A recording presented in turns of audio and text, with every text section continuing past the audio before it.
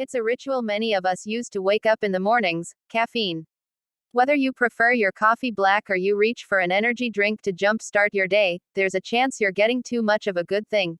Is caffeine bad for you? Janae Brown, ARNP, Unity Point Health, states that caffeine has some negative but also positive effects. She identifies caffeine health risks, how much you should have in a day, plus the sign that may mean you are addicted. Is caffeine bad for you?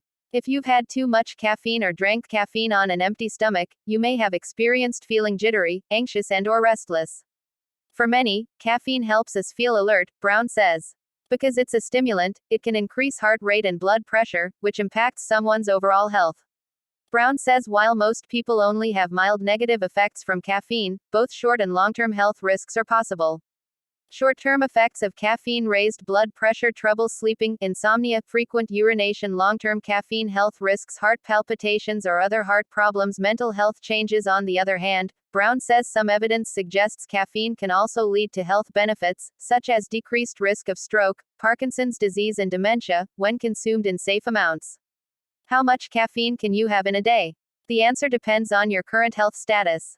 But, in general, Brown says healthy adults shouldn't have any more than 400 milligrams of caffeine each day. Here's how caffeine breaks down in common sources. Coffee. Among regular, black coffee or specialized coffee beverages from your favorite shop, you'll consume anywhere from 50 to 500 mg of caffeine, depending on how many ounces you drink. If you're trying to limit your caffeine intake, decaf is an option, but even a cup of decaf still contains small amounts of caffeine. Soda or pop. A typical can has roughly 25 to 50 mg of caffeine. Unlike coffee, caffeine-free sodas or pops really are free of caffeine. Tea. Compared to coffee, tea is a relatively low caffeine alternative. A cup of tea only contains roughly 5 to 50 mg of caffeine. Energy drinks. Energy drinks contain the most caffeine in the least fluid ounces. This caffeinated option has 25 to 150 mg in only 1 to 8 ounces. For example, a 16-ounce energy drink could contain as much as 300 milligrams or more of caffeine.